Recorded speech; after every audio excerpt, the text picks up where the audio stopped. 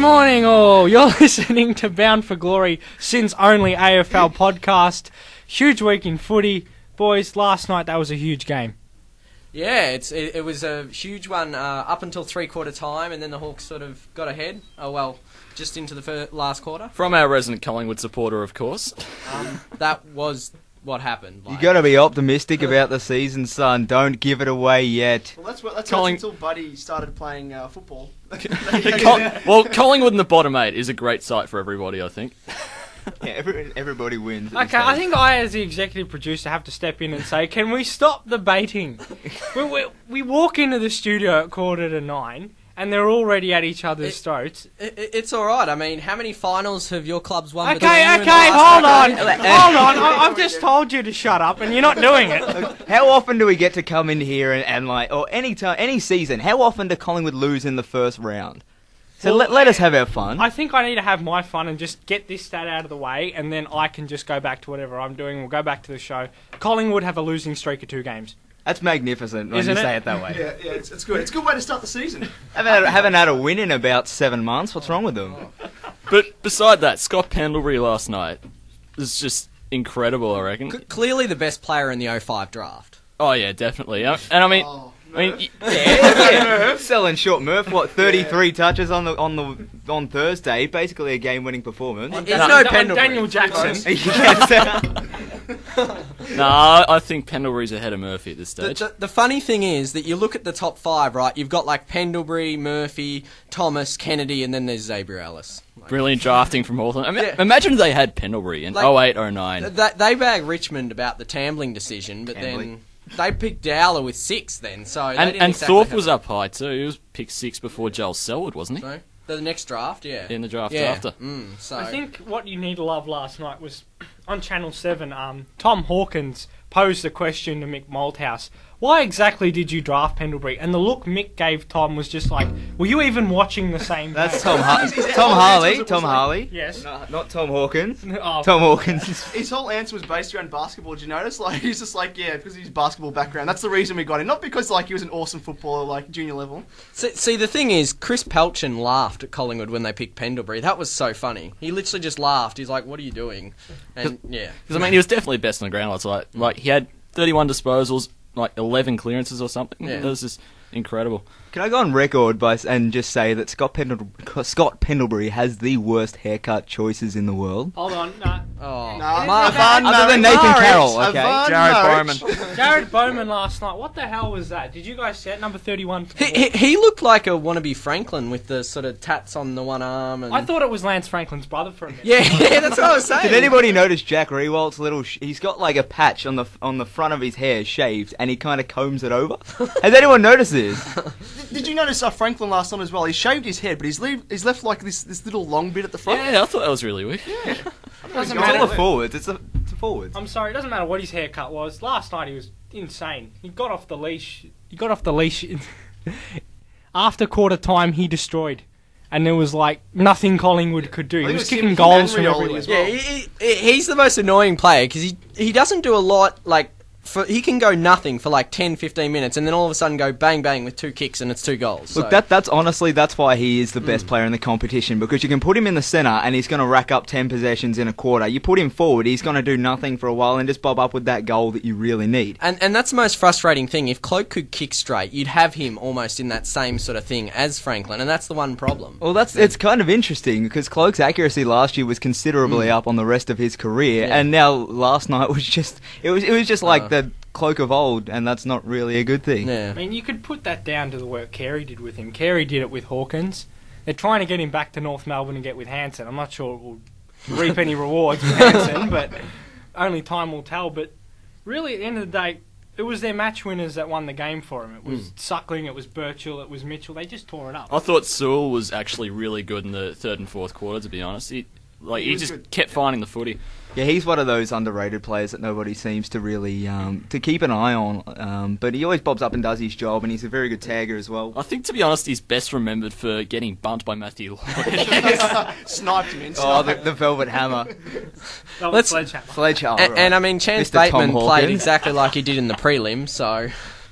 and so did Showmakers. Like, both Bateman and Showmakers played as well as they did in the prelim. Have we got a clear premiership favourite now that we've seen Hawthorn beat Collingwood pretty... I still think Hawthorn are going to win it. Like in the pre-season, I had a feeling, Collingwood supporter shaking his head. No, it's not because I think we're going to win it. I just don't think Hawthorn will. The only reason being, looking at that first half, like what could have happened, and I'm just saying if another team who could have kicked straight could have absolutely destroyed them, like a Geelong or something like that, I'm not sold on them. I think you're onto something, because their defence last night was horrible. Yeah. And I think against a lot of sides pushing for top 6, we're going to see those sort of games against the Hawks, where it will be 20 goals playing 15 goals. People like Josh Kennedy and stuff from West Coast, they won't miss. So, I mean, like those kind of players, and Steve Johnson, those kind of players won't miss, or he'll miss 3 and kick heaps. I'm going to call it early. I reckon game of the year is going to be West Coast versus Hawthorn, because West Coast are really going to challenge Hawthorn's backline and vice versa. Well, that's round 4 Saturday night over there. Hawthorn have a tough draw. They play Geelong next week. They play Adelaide. Don't they play like Collingwood, Carlton, all top teams twice? They do. It's going to be a tough year for them, but I reckon they've got the skills to really push hard this year, get back to that second premiership in their run. Oh well, look, the best teams have to earn it, and if you can beat these teams during the season, then you know that you can beat them in the finals, and that's pretty important when you're having the run up to the grand final. Last year against Collingwood. Yeah, the wood over him, and look, that's really magnificent though. How you can beat every team in the competition but one and lose the premiership, and they lost to them 3 times in the same season. At least it's better than what happened in 2008, where Geelong still beat Hawthorn and won pretty much everything except one game, and then lost to Hawthorn in the grand final. That would be worse, because even Geelong fans were saying 2008 was worse than last year because at least you lost to us in the season, like. So I mean, even watching the game last night, wasn't it good to see a team just win the clearance and then score? I haven't seen that for years. And the goal scoring was great. Like, I mean, 20 goals to 16 or something. It was great that we could actually see goals rather than this, let's chip it around the back line for about half an hour and see what happens. Like, everyone in the back line, like, it was great. I mean, it beats what we've seen the last 5 years, that sort of game plan which was developed under Paul Roos at Sydney and then embraced by Lyon at St Kilda, where it was less about outscoring your opposition but restricting them and not having... I mean, Hawthorn had a very deficient backline last night. St Kilda played in 2 grand finals with a very average backline, and they used the midfield to help out. Hawthorn didn't need to flood back last night. They went on the attack and it worked. They beat the grand finalists from last year. Well, look, at the end of the day, you could have a really shaky backline and still win the majority of your games if you've got a dominant midfield, because if you're winning the lion's share of the clearances, you're going to have the ball forward the majority of the time. I was just happy that we managed to blood a couple of people, in the sense that we haven't done that in so long. Like 3 first gamers and 7 players totaled up to 27 games. Like, we haven't had young guys in our team for a while. So. I was going to say, can we look at some positives for Collingwood at the moment? I mean, Fasolo looks like a good find. Yeah. Oh, look, it's not all doom and gloom for sure. It's round 1 as well, and they've got Richmond, which is a good bounce back next week. But Jackson Payne looked good last night. Looked like going to be very good late pick. Yeah, like even he was outmarking Schoenmakers. Lachlan Keefe looked pretty good in the back line. He actually outpointed Franklin in one contest. Yeah, so he really played on Franklin a few times, beat him a few contests. I thought that was really impressive from him. Second year player, is he? Third. He didn't really play he played his first game last year. Yeah, he looked very impressive. But Yagmore didn't do too well. Seedsman he was alright, but came on as a sub. Like, he seemed to do a few good things. He had somewhat of an impact, but not really as much as he'd like from a sub. Point. That was the problem. Yeah, that's the problem. If he'd come on during the third quarter, he would have had a chance. When the scores were level and things were on, he would have had a good chance to... And Jared Blair was another one who played really well, I thought. In the midfield, yeah. He racked up 20 possessions, kicked a few goals. I thought he was really impressive last night. Yeah. But I think moving on to Carlton Richmond, what you guys... Before you do that, just one question about Didak. Do you reckon he's going to find it hard to get back into the starting definitely. team? He's 30 years old. He's got injury problems. Really, really inconsistent last year. Couldn't find the scoreboard after he had a really good 2010. He's going to struggle.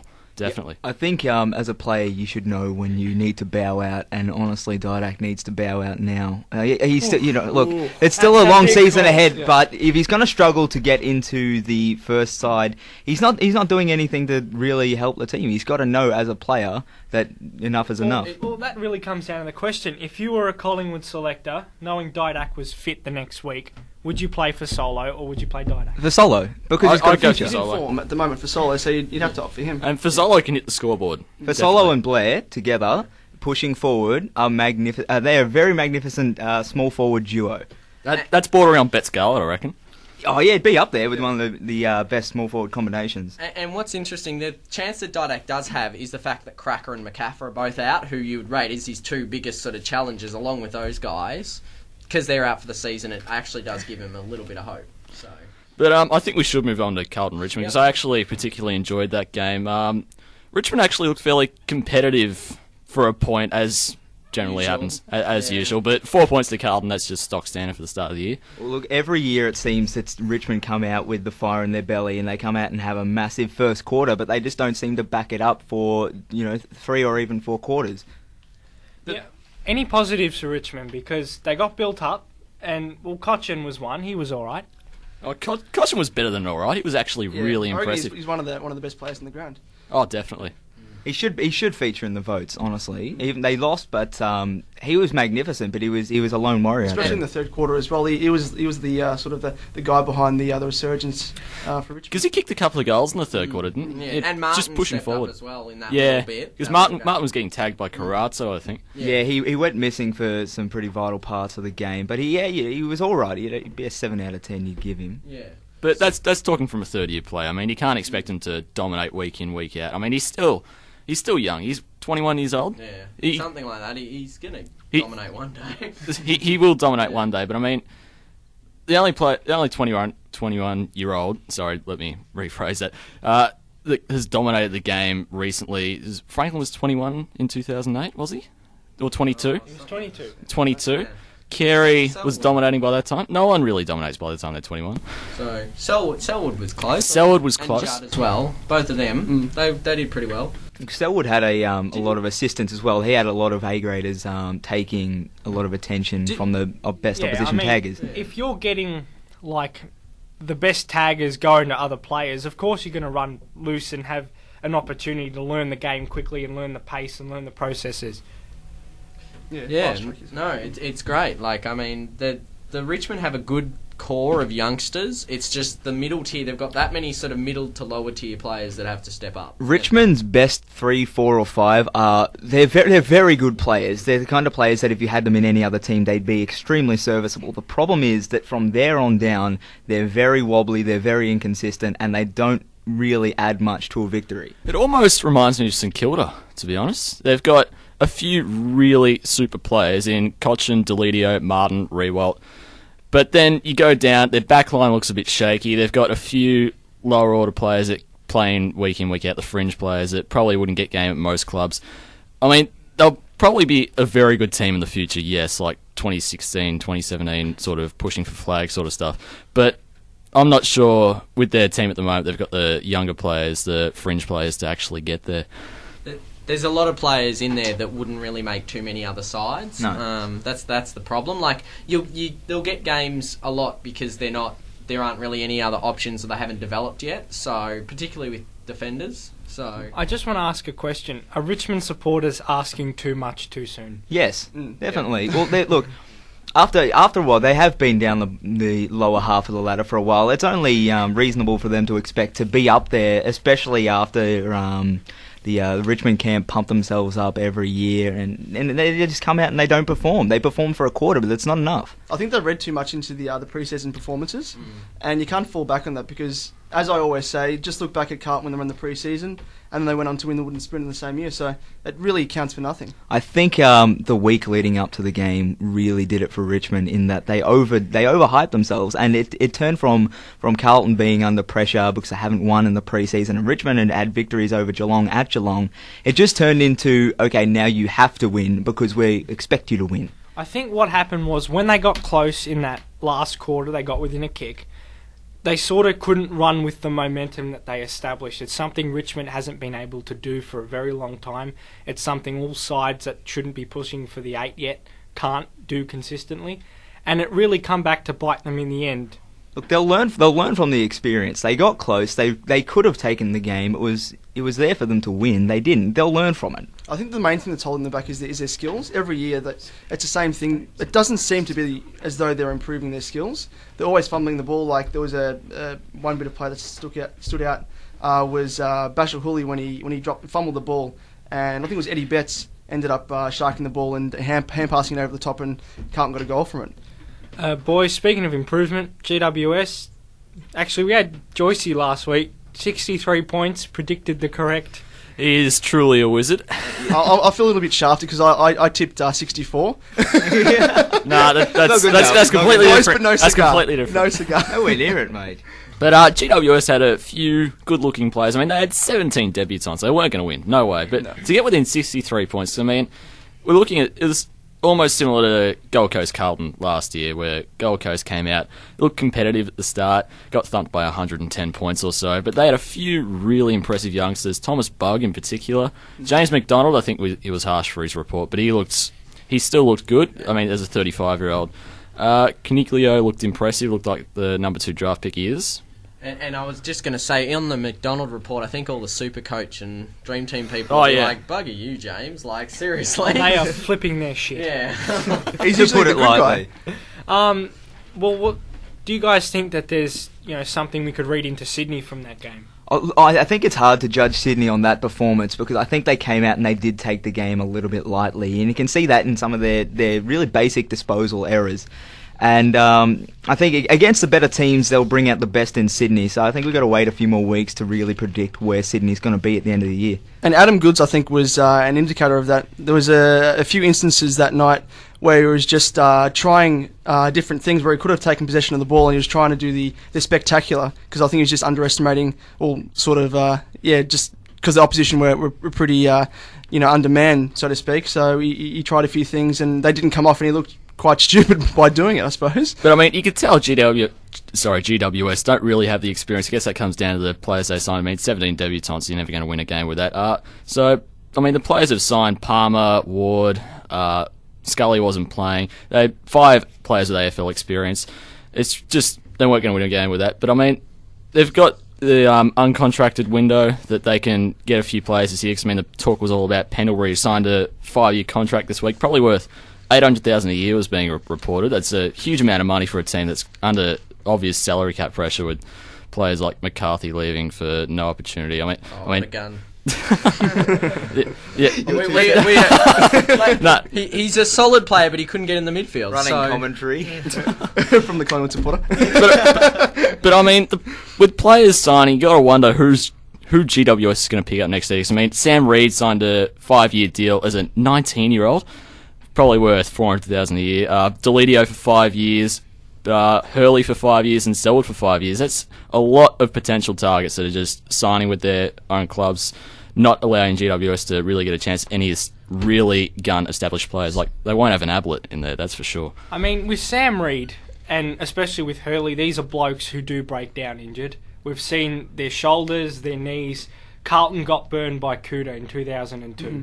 5 years, do you think that's worth it? Can I just say that any team that's willing to offer a player $5 million, not $5 million, it's 5-year contracts, it reeks of desperation, to be honest. They're obviously trying to keep them out of GWS's grasp, but 5-year contracts, in the modern game, I don't think you can afford to offer somebody that much security because of how frequently injuries occur.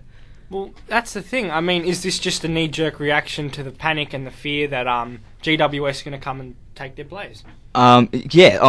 Just straight up, I think that's the case. And I wouldn't be surprised if we saw at least one of these guys go down with a big injury over the course of the 5 years.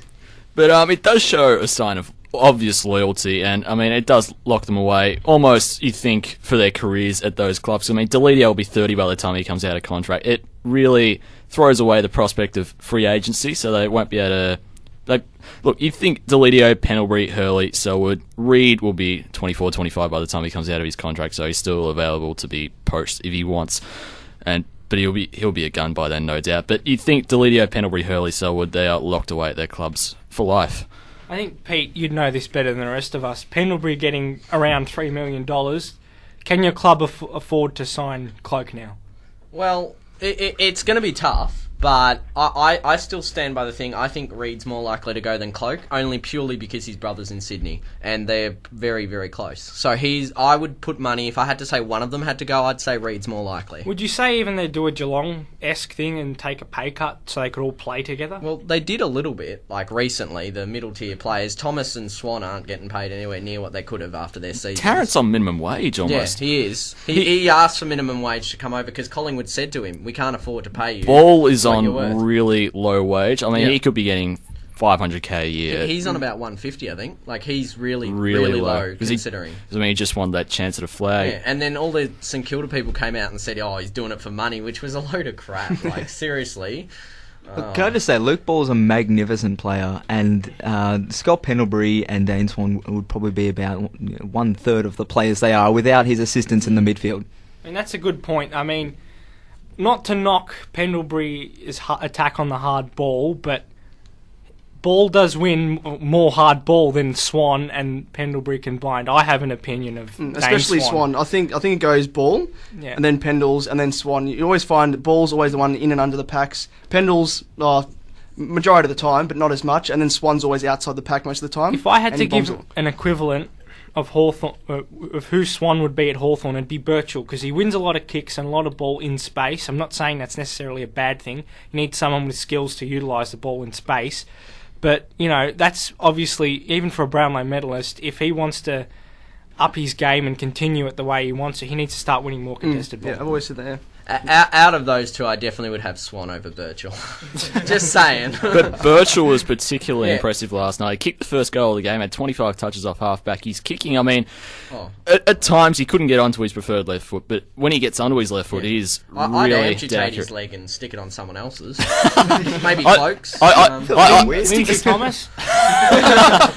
Stick his left foot on Dane Swan. Dane Swan, I mean, how many disposals did he have last night? He didn't have about 30 almost, but he had no impact last night, I didn't think. He kicked a good goal. It was a good goal. He kicked. That goal was particularly impressive, but I don't think he did enough last night. I mean, 30 disposals, yes, for his standards, it's about average. Yeah. The best players aren't the ones that win the most ball. They're the players that win the hard ball and do something with it. It's disposal efficiency is everything that counts. It's quantity, not quality. Quality, not quantity. Excuse me. Mick Malthouse said last night that 15 Scott Pendlebury possessions are worth 30. I mean, that's an exaggeration, obviously, but that has some meaning to it. It has some point. Some players like Murphy, Judd in his prime, 20 disposals from them can really, really kill sides, especially when they matter most. I mean, Swan, he had 30 disposals. A lot of them were hacks forward. I mean, just useless kicks, slam, like get ball, kick ball sort of stuff. See, the thing with Swan is, though, there are some games where he can just turn on and kick 3 or 4 goals. Like, just run down forward, kick 3 or 4 goals and really split them apart. Oh, he's a super player, there's no doubting that, but I don't think he'd have as much impact in the side that he does without the other guys doing their job. I mean, even Pendlebury last night, I at some point thought he was in 17 places at once. Because at one point he roved the ball from the tap, from the centre square, he kicked it out, ball bounced around, and then it came out, and he was somehow in the forward line and managed to get that free kick in the goal square. He has a ridiculous tank. Yeah. He just runs all day, and I guess that is the advantage of Swan as well. He just runs and runs and runs all day. He always looks like he's walking, but somehow he gets from A to B. So, but adding to Pendlebury, his basketball background. I mean, he's 6'3", and back 40 years ago, he would have been a ruckman. That's a ruckman's height. Yeah. But he has the ability to find so much space. His basketball background is clearly evident. He just has so much time when he gets the footy. It's just incredible talent, really. Oh yeah, he would be probably, you'd consider our best player right now. So what do you reckon? We'll go down the list and we'll say whether it was worth it. Sam Reid? No. Like he will be a super player. I love Sam Reid, and I've watched him since he was sort of a draftee, but he's not yet. 2 years, 2 or 3 years Yeah, sounds 3 like years. it would have been a good idea. 5 years is an overkill. I would have gone a 3-year deal, probably worth, I don't know, 300,000 He's got the a year. potential. He's going to be a good player. Yeah, There's no doubting definitely. that. But 3 years, I think, is just for safety terms, just in case he does get injured. Yeah. All right, Deledio. I'm going to say yes because he's always been a good player, but he's about to make that step up into the midfield and rather than halfback. He's a possession winner. He's got a good record of leading Richmond through the hard times. He's a good get for 5 years. I mean, it was only the NAB Cup. He had 33 disposals and 4 goals in the last game they played. Who was that against? GWS, wasn't it? I take that back. But Pendlebury, worth it? 800,000 a year? Absolutely. I would, Yep. yeah. Yep. Like I said, if he was free on the open market, there is not one club that would not have a piece of him. Definitely. Like, if, I mean, North don't have $800,000 just stashed away in the back pocket, but I'd throw everything, including maybe Lindsay Thomas. like you'd clear Everything. out your I'd throw Jack Watts at him. I'd throw the porta potties out at North Melbourne. Yeah, you The clear all portables. 3 or 4 players off if you needed to get him. Like, All right, going down the list. Michael Hurley. God no. God no. Not for 5 years. No way. He's not an established player. Although at Essendon, he's a Reportedly, key player, though. reportedly worth $3 million over 5 years. There's a lot of money to be throwing at a 21-year-old. Yeah. I think they're just worried about GWS more than anything. They'll just Yeah. throw money at him just to keep him at Essendon. That's all it was. I actually rate Reid higher than Hurley. So, as a forward, and as a back, well, Hurley just Which doesn't Reid are you play talking back. about, Ben or Sam? Oh, well, as a forward, I would assume the one that plays forward. Well, As a back, well- Ben is better than Hurley. well, Hurley does have the ability to play both, and he is fairly good at both. I mean, he is definitely... Not back. But you can't offer 5-year contracts for ability. I remember going to the one where, a couple of years ago where Collingwood beat Essendon by 98 points, and Hurley, every opponent he went on, whether it was Cloak Dawes or Lee Brown, they all kicked 3 or 4 goals on him whenever he was playing. Yeah, so. but hold on, he's a second, third-year player. You can't go saying that. I think I don't actually rate Sam Reid higher than Hurley. I reckon Hurley is going to have the better career. I just think that Michael Hurley, and as you said, it's not 5-year contracts for ability. It's 5. You shouldn't be handing out 5-year contracts on potential. You shouldn't be doing that. It's bad player management. It's bad management of the salary cap, and it's going to bite Essendon on the arse. Quite frankly. Reeks of Terry Wallace. It does. It reeks of desperation. The Terry Wallace era Western Bulldogs. Especially if you sort of, like, Hurley, for whatever reason, became a Gumbleton, where he's all of a sudden injured, like, all the time, and you're just like, oh. Yeah. And then he's throwing 600 million... Sorry, not 600. Actually, I would pay Pendlebury that sort of money. I think he'd be slightly over the salary cap. No, but you're throwing... Imagine if Hurley did get injured. 600,000 a year over 5 years. It's just not going to be worth it in the end. I mean, okay, last one, Joel Selwood. I think we're all Worth it. universally agree. Yeah. Yeah, especially as a player that's just been handed the captaincy. He's shown commitment to the club. He's a leader. That's the obvious one for me. You think he'd be at Geelong for life now. I mean, the amount was undisclosed, but you'd probably think in the vicinity of 600,000 a year. Because, I mean, Geelong are really, really tight, but really, really efficient with their money management, the salary cap. Because, I mean, they had so many stars in that team, just not on high pays. I mean, they probably get almost twice as much at any other club, some of those players. Boys, I think now we're going to try something a little different. This is a segment we extremely love, the Horatio meme on the internet, the CSI theme. It's all good, and I think we're just going to have a crack with some of the AFL ones. And I just want to disclose all listeners at this point, this could A, be the funniest segment for 2 reasons. A, it could just go horribly wrong, and you're going to just laugh at the amateurish Which nature is that it likely. reeks. Which is very, very likely. I have to stress that. Chances are it's going to be funnier than dogs that look like Gary on the footy show. Let's just state that. And B, it might actually be funny, so I think we should just give a couple of crack. So So we're introducing hoping for B. CSI AFL. Oh, don't you love it? All right, who's got the first one? Oh, Dame, I reckon you could have the ball. I mean, Here we go. Sunglasses No, out of the not pocket. yet. And you got to put on the voice as well. So, Max Bailey did his knee again. Well, until he fully recovers, Bailey's on ice. That's terrible. okay, I'm not doing the voice. 'Cause I don't think many people could do a worse impersonation than that, but I would give it a red hot crack. Have a go. Have a go. All right, so Which one am I doing? Ray Chamberlain just gave 3 50s in a row. I guess you would call his decision-making razor sharp. That's terrible. It's a good start. It's a good start. I have absolutely no responsibility for what's going on in the studio right at this present moment. I did not make that one up. Will I get in trouble for this one? Liam Jarrah has been charged for allegedly possessing a machete and causing injury. He's now on the sidelines, but I reckon his spot in the team was already on a knife's edge.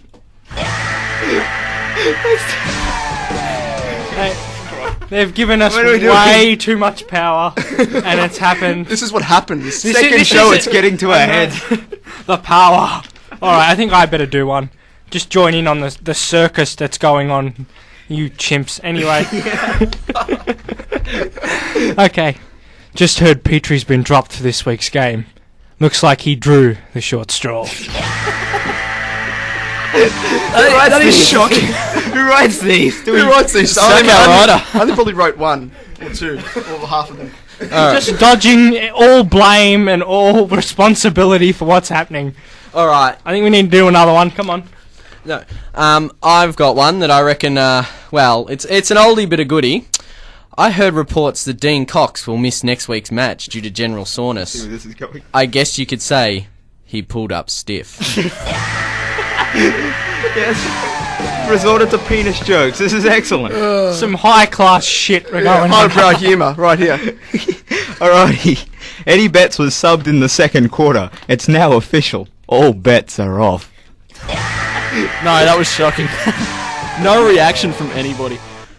Yeah, it just crickets in the studio. Crickets everywhere and anywhere. Steer us home, boys. I'll take you boys home.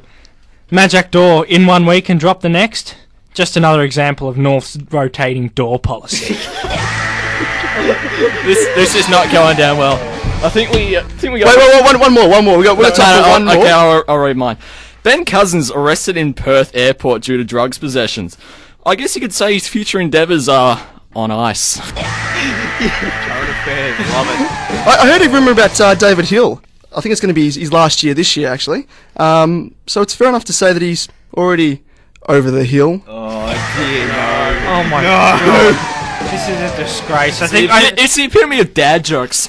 It's just disgraceful. I think at this point, just the disgrace and utter destruction from that, I think we better go to some messages. Have we got them lined up? Because I just can't keep talking at the moment. We've got people on the floor laughing in the studio at just how bad that was. But you know what? I think you better stick around. It could get better. Actually, none of us were laughing. Probably won't. Well, we better hope it gets better. Now, these are some messages from Sin. The Student Youth Network. You are listening to the Student Youth Network. You're listening to the Student Youth Network. Experts say that breakfast is the most important meal of the day. And they wear lab coats, so I trust them. So why not start it with a bowl of Sin's Get cereal? With our fibersome hosts, crunchy comedy, vitamin-rich interviews, packed especially with vitamins C, L, and M. That's Charles, Luke, and Millie. That's too far. Sin's Get cereal with Charles, Luke, and Millie. 6 to 9 weekdays.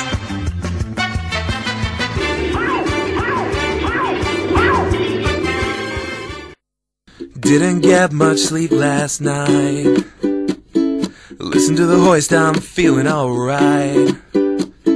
Freight train full of local CDs, full track albums and rad EPs.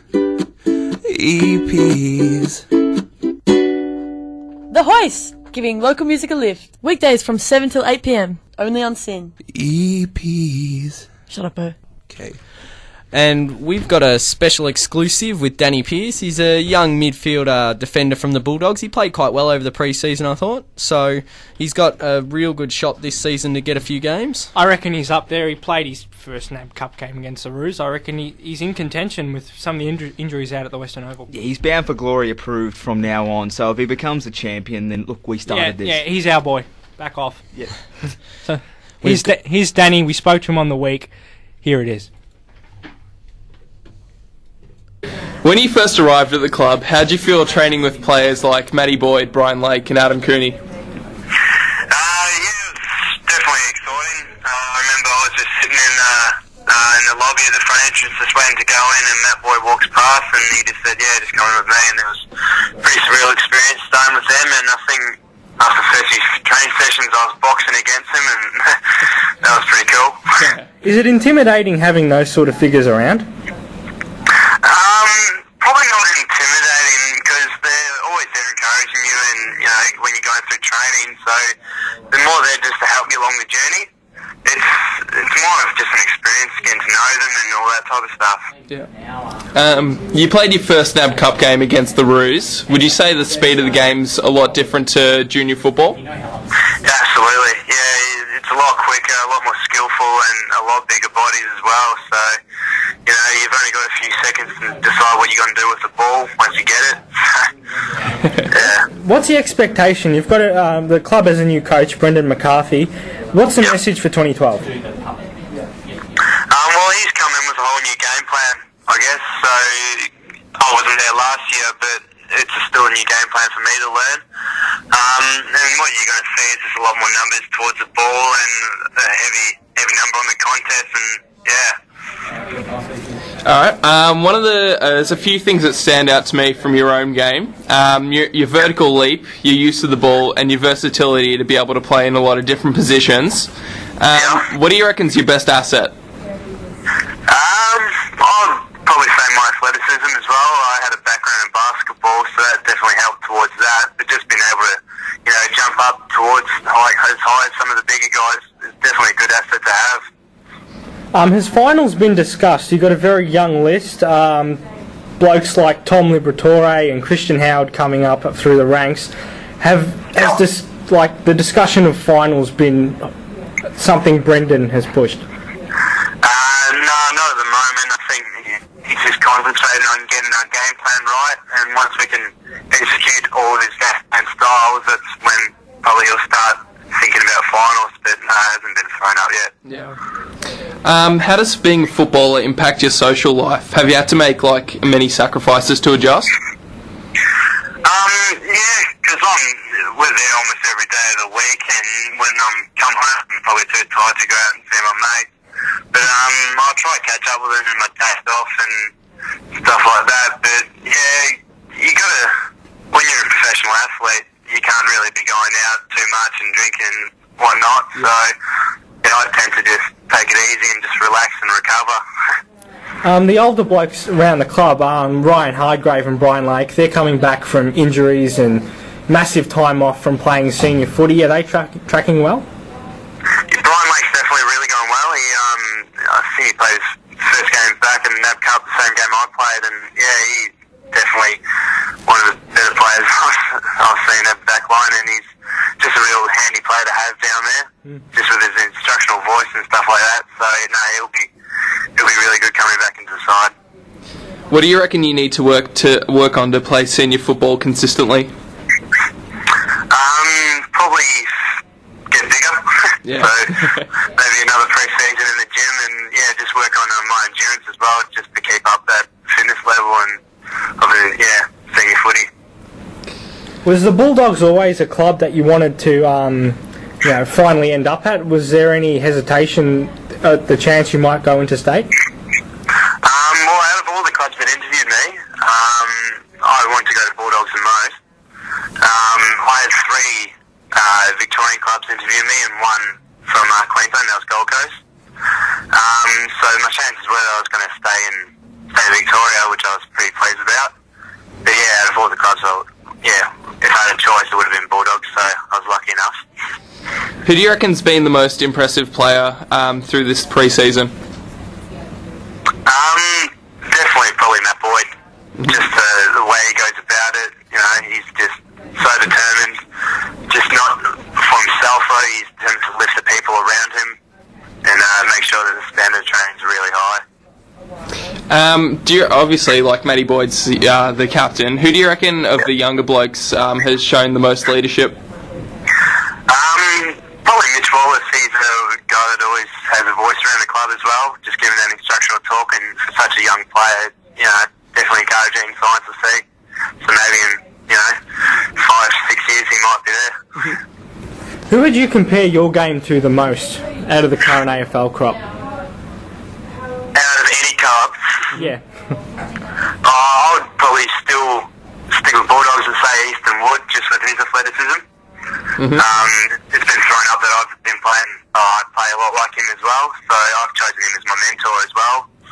And yeah, he's a real good bloke. Yeah. So would you say, like, because obviously he plays in the back line, do you think that because that you'll be playing a bit of back line this year that he's one of your main mentors?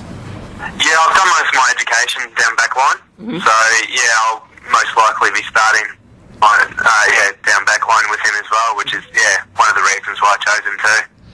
One of the big questions surrounding the Western Bulldogs this season is where the goals are going to come from. Do you think this is Liam Jones's year to become a prominent player? He's definitely, he's one of our bigger targets down forward line, but we've also got crummers like Daniel Jensen-Hughes and Luke Dowhouse getting at his feet, and with new recruit Tory Dixon, he's definitely going to spot some goals this year, so he is a main focus, but we've definitely got the support around him as well. How have you seen Tory Dixon's coming to the club? Has he made a big difference on the training track? Well, coming in as a mature age, he had a few pre-seasons under his belt. He had a Bendigo Bombers and down at Frankston and Noble Park where he kicked 100 goals. So just having those few extra pre-seasons under his belt, it was pretty impressive just down the running track. But yeah, it will slot into the side almost straight away, I'd reckon. Alright, so hypothetically, if you weren't going to be a footballer, what other career paths would you be looking at? Well, at the moment, I would be looking at paramedics. Probably next year I'll be doing that at uni part-time. Yeah. So hopefully by the time I finish up with footy, I'll be a qualified paramedic, which would be pretty cool. Yeah. Alright, well, I think we better wrap this up. Thanks for your time, Danny. Thanks, Danny. Alright, no worries. Bye. Well, some interesting things from that interview, boys. What do you reckon? First of all, he said, well, we know now that Dixon and Smith have been named, round one. Dixon in the forward pocket, Smith in the Bulldogs, on the wing. They're going for youth, and even more importantly, to tie that to another point, they haven't started discussing finals yet. Is that something teams should be aiming for at their position at this time of the year? Oh, look, they probably would have talked about it within their camp, but it has nothing to do with the media. They would have discussed what their expectations are for the season, as every club would have done at this stage. But it's different if you keep it within yourself and rather than come out in the media and say what your expectations are for the season. I think even you say, keeping things internally, I think he just gave us the game plan for the year, to be honest. He said they're going to play more, more of a defensive, numbers around the ball, like Collingwood way. And, I think that's how they're going to look. They're going to look to push the ball through the midfield and get numbers around the contest to defend. Because at times last year, without Lake, without Hardgrave, they looked caught out. There's no Williams. Lake's going to have to go to full back. He's not going to be playing that role where he runs across half back and picks up ball. I think that, they're going to have to change. They've thought about what they need to do. McCarthy's brought in a new game plan, a new process, and it obviously, from Danny's point of view, is that it's what they need to get right. They're not necessarily aiming, or that's their end goal for finals, but it's just improvement. I mean, I think they've got a lot of players such as Christian Howard, Tom Liberatore, Liam Jones, who are going to be good footballers. You could even add Mitch Wallace to that list, Dalhouse, and it's that tier, and I think it's same as Richmond. You've got that tier of top players like Boyd, like Cooney, like Griffin, that are really even Murphy, Gilby, just stars, and then it falls away after that. The question is, where are they going to get their goals from this year without Hall? Well, I asked him that. He said Dixon. He said Jones. I think Liam Jones will be a good footballer. I can't wait to see him in his prime, but I just don't think yet. What of Jared Grant though? How do you guys think he'll go this year? Sorry. He's too skinny. I mean, he wants to play that role on the half-forward line where he gets ball, and he's not a lead-up forward, so that means he needs to win the ball from a contest. He's too skinny. He gets beat every time. Even last year, I saw him getting beat and pushed over the ball by Matt Campbell. And you don't want that happening if you want to be considered a forward that can win your own ball and create opportunities for your teammates. I think it was the last round of 2010 when Grant kicked 6 goals, because I think going into the final, the qualifying final, the Bulldogs, everyone was talking up Grant because they're saying, we've got another option, Grant's this and this, and I think he only kicked a goal in that game, backing up, but he was really good in that last game. I think it just depends on the opponent and who he happens to play. I think one last question on the Western Bulldogs. Shaun Higgins, where does he fit? He's played 100 games. He hasn't really shown what we know he could do. Well, he's at that point where he needs to start being a leader rather than learning the game and developing his skills. They're begging for another leader at the Bulldogs, and he's the guy that looks most likely to be the man. Pretty sure he's got like a pass to the hospital. Yeah, I can tell you what, he's definitely not in my Supercoach team this year. Yeah. I don't think he's ever been at the final shortlist for any of my fantasy football teams, to be honest. It's not that he just doesn't get enough ball. And when he does get the ball, he doesn't do enough. That was one of the criticisms people made of Cyril Rioli. I think he actually took on some of those criticisms over the pre-season last night. He got more of the ball. And, that's what Higgins needs to do. He needs to create. He needs to run. He needs to go through the middle. He can't just hang around the half-forward flank and expect the ball to come to him. And, on that note, I think we better move on. We've got a certain situation that we sort of need to address. Oh God! As look, it's been a big week for Bound for Glory in regards to social exposure and that sort of stuff. Not necessarily the sort of positive social exposure that you want to get. But okay, for those that most of you won't have any idea what I'm talking about. Well, I hope not.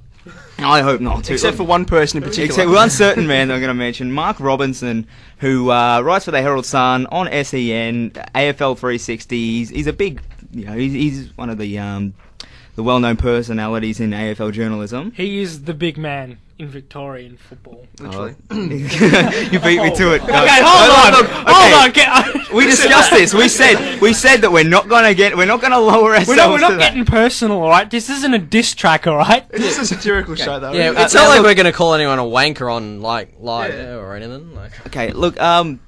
I'll give a quick rundown of what happened. We don't want to dwell on the situation too much. Basically, what happened is that Robbo made a comment on AFL 360 saying that he works 19 hours a day. And, that's a ridiculous amount of time. I'm sorry, cab drivers in Japan don't even work 19-hour days. It's one of those kind of comments that you see and you think, yeah, righto, Robbo, you just stick it up your ass kind of thing. All right. Again, we've said that we're not going to get personal, and we've got personal twice. Boys, can we just drag it back? Right. And we'll start, and we'll take it from a personal level. It's not a personal level, a professional level. Right. Robbo's comment, I work 19 hours per day. One of our panellists, Jordan Witt, who's not here today, he wrote a satirical article on Robbo, basically outlining what he does during his regular day as a journo, and it basically says that he roams on Big Footy looking for stories, as well as cruising around the city on his little go-kart and obese cart mobile thingy, and eats a lot of KFC. So, look, it's basically a personal attack, joking, satirical article kind of thing. However, it was meant to be like alright, water off a duck's back, here's a funny article on the back of a funny comment. That's not quite how it panned out. Apparently, Robbo got his hands on, or his eyes on the article, and it was published in the name of Ben Kazupi, who is here to my right. How's it going? And I currently feel the heat down my back. It is ridiculous. And I don't know how he managed to fit it in with that 19-hour day. But here's the thing. The whole point of what Witt was trying to say was it wasn't aimed at his weight, and it wasn't aimed at any sort of personal slander attack on Robbo himself. It was the method of, and we all know this as being on the forum, bigfooty.com. We're all members. We all know how it works. We know journalists use it as a source. You guys have been on Big Footy enough and long enough time to know you do not use Big Footy as a source in your articles. One look at the Bay is one in Bay 13, a slander thread or slander board on the forum is not, it's an example of why you shouldn't use, Big Footy as a source. It's just one massive shit fight. And it's not necessarily the way that Robbo responded to the way that we sort of attacked his way of journalism. It's more that he shows a lack of accountability. We had Rowan Connolly on last week talking about accountability with journalists, and they don't take enough. And Robbo's the kind of guy, he shaped his career around criticising others, and he takes very little accountability for it, now that he's been faced with a humorous yet critical response, he's sort of gone back off into his shell a little bit. And, you got to be... I'm sorry, I'm struggling for words. It's just an unbelievable situation he's a guy that gets paid to criticise others. That's what he's getting money for. He's on 3 different platforms of journalism. He's on text, print, and radio. Text, print, radio. Excuse me, I'm struggling here. He's on TV, print, radio. Yeah, you back me up, Kazubi. He's on all forms of media. His face is out there. He's well known, and he's taking such a low level of accountability for the comments that he makes and his sources and that sort of thing. I think just on the accountability part, I floated the idea of a media watch type thing for sports journalists. Maybe that wouldn't work, but you still need to look at it as if they need to take accountability for what they write. We are paying customers. In this industry, reputation is everything. Mark Robinson doesn't have, among the core, hardcore football supporters, doesn't have the greatest reputation. Would you guys agree? Yeah, absolutely. The thing is that now with even the digital pass, people are paying more than they'd pay for their standard paper. So the thing is, it needs to be of a certain quality. I mean, even looking at some of the articles in the digital pass, that Mick's Grill, I don't know who writes that, I don't know the name of the journalist, but the column basically outlined reasons why Eddie Maguire should run the AFL. What a ridiculous article. I'm sorry. It's a waste of space in all the things you could cover on football. There's tactical, there's politics. You've gone for such a ridiculous hypothesis, a ridiculous sort of just out there idea. It's almost people within the industry just pissing in each other's pockets. Yeah, that's all it is. It's sensationalism journalist. Yeah. It's just trying to talk each other up. It's smashing a wok with a...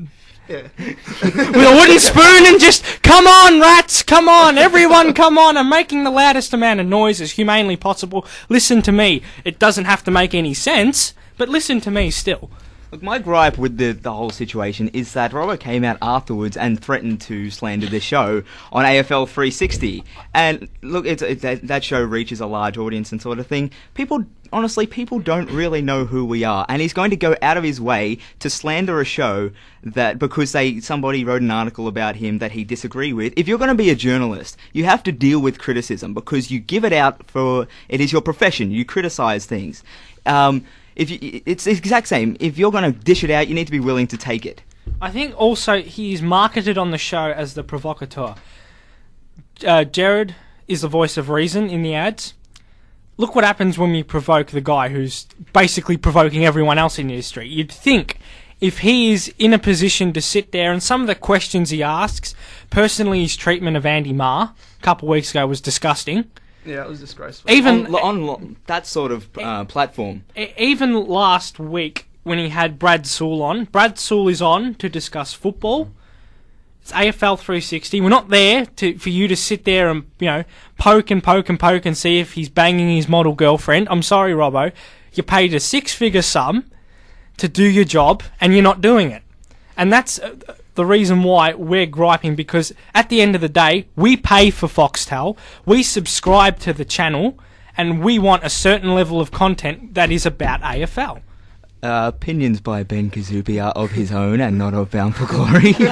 Come at me, Robbo. Come at me. Look, as a whole, do you think there's we were discussing it last week. Do you think there's a lack of accountability in today's journalism?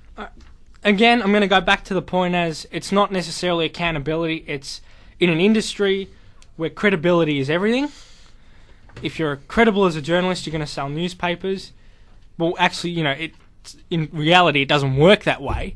But to be honest, with this digital pass, some people aren't going to, sort of put up with Robbo's shit, or even Caro's shit, or even any shit from any journalist in general.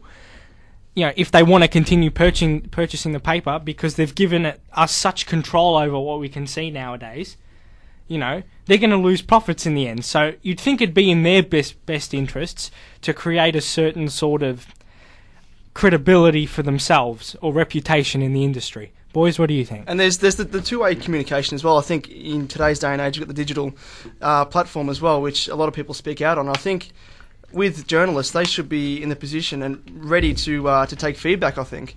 And, if the consumers don't like what they're saying or they're not satisfied with the content that they're receiving, I think they should be in the position to sort of alter their approach to journalism. And I want to say this, by the way. I may have said shit before, but I just want to clarify. Not all their articles are bad. Not all the things they say is good. Right. AFL 360, the relationship or the chemistry between Robbo and Jared is brilliant. That show is arguably the best AFL show on TV.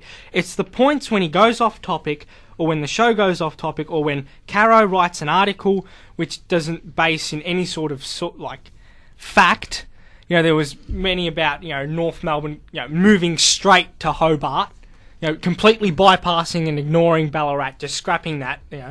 And every journalist has that sort of article. If you can, and now with the industry we have, you need to lessen the frequency that sort of bad article comes out, because in the end, that's in yourself. Your personal interest. And Robbo's not a bad journalist at all. That's not what we're trying to say here. It's more his reaction to being criticised. So look, you're gonna face criticism as a journalist. I kind of want to wrap this up a little bit because we've mumbled on about it a bit too much. As a journalist, you're going to be criticised. You've got to deal with it. You can't lash out against people and try and ruin their brand on Twitter and things like that. That's not how it works. If somebody criticises your article or your opinion and has a differing opinion, listen to them, understand what they're saying, take it in, don't lash out. And I think now, and I hope, the other shows here at SYN don't get all mad. They don't lose their rubbish. They don't lose the plot that they've been connected to Bound for Glory, that they've been connected to Bound for Glory. This is some SYN messages. Listen to these guys. They won't slag Robbo.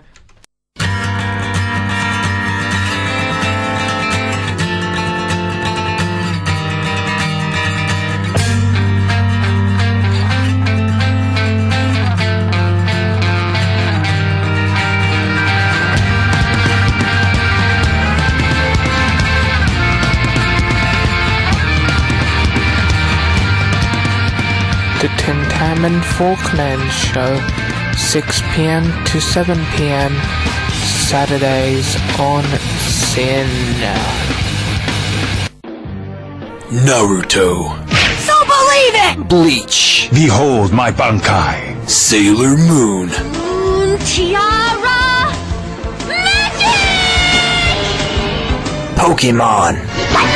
Now, quick attack!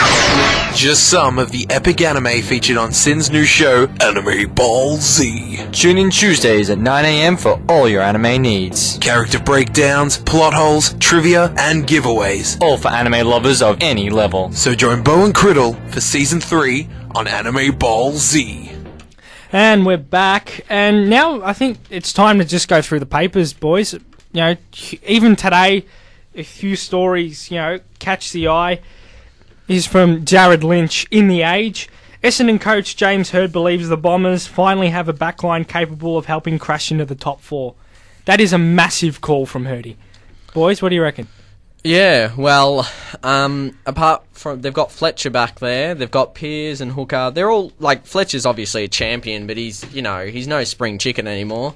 He's going to have to stop eventually, maybe by the time he's in a wheelchair or something, but... I think we should just also, on Essendon's backline, I want to say Malcolm will be a player. Mm-hmm. I want to say Hibberd will be a player. I'm not sold on Pearce yet. I think Hooker will be a player. And also, they need to find someone to replace, obviously, not only Fletcher... But I think at the end of the line, also McVeigh. McVeigh's getting on.